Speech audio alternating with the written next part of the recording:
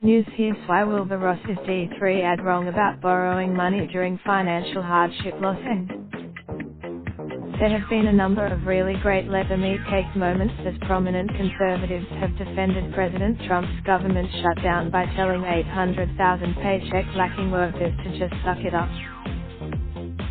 First came Lara Trump, the president's daughter-in-law, shrugging off weeks of unpaid work as a little bit of pain that's a small price to pay for a multi-billion-dollar, taxpayer-funded border wall. Listen, it's not fair to you, and we all get it, but this is so much bigger than any one person, she said. It is a little bit of. Then came Commerce Secretary Wilbur Ross, who said Thursday that he does really quite understand why federal workers did just take out loans to cover little, incidental expenses such as, rent, mortgages, food, healthcare, stuff like that. See what he made of reports that furloughed federal workers were turning to food banks and homeless shelters to survive the shutdown.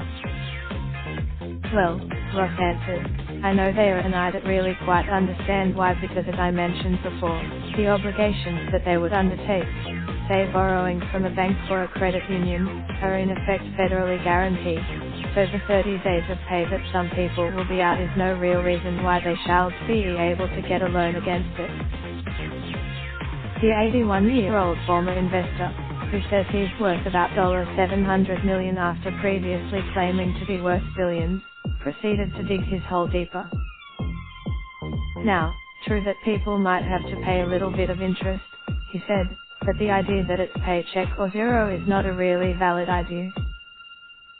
Because what's a little interest on an undesired loan if it helps Trump spend billions on a project that most experts say won't work?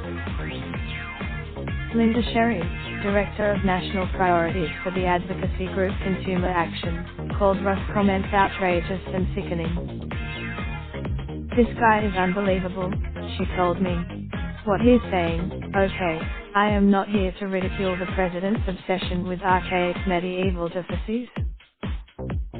Nor am I out to make the Commerce Secretary and Eric Trump's lovely wife seem cruelly heartless toward working families. But Ross' blithe attitude toward consumer debt serves as a teachable moment for both the administration and hard-pressed workers.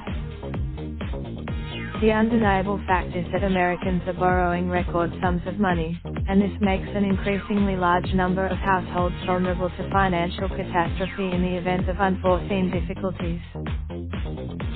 Non-mortgage consumer debt, including credit cards, auto and personal loans, probably will top $4 trillion this year, experts say. Credit card debt alone already surpasses $1 trillion, with the average U.S. household carrying a balance of just under $7,000. The average interest rate on all that plastic is more than 17%. We hit the $3 trillion level of non-mortgage consumer debt in 2013. It took just 5. This shows we've all been feeling pretty confident in the past year, Sherry said. And that's not necessary.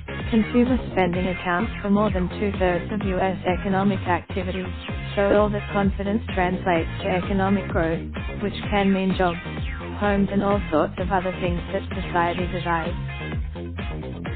The trouble comes when our level of borrowing moves from healthy investment in ourselves to a risky overextending of financial resources. What we're seeing now is similar to what we saw in 2008, Sherry said, highlighting the staggering consumer debt levels seen, particularly in the mortgage market, before the Great Recession. The wave of foreclosures and personal bankruptcies that followed took a grim toll on the nation. People need to realize that paying as you go is really, really important, Sherry advised. As is trying as hard as possible to maintain funds for a rainy day. This is obviously, federal workers caught in the shutdown crossfire have no easy options. They need to make ends. However, running up a bar tab just so a certain someone can score points with his face, that's not exactly a sound rationale for sacrifice. Ross dismissed the hardship federal employees are facing as a great deal of hyperbole. Put it in perspective, he said.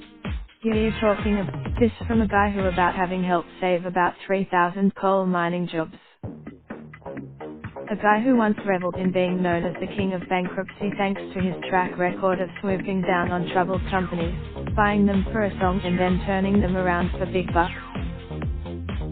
Ross can't quite understand why federal workers aren't lining up at the bank to borrow money to set Air Force to work for no pay.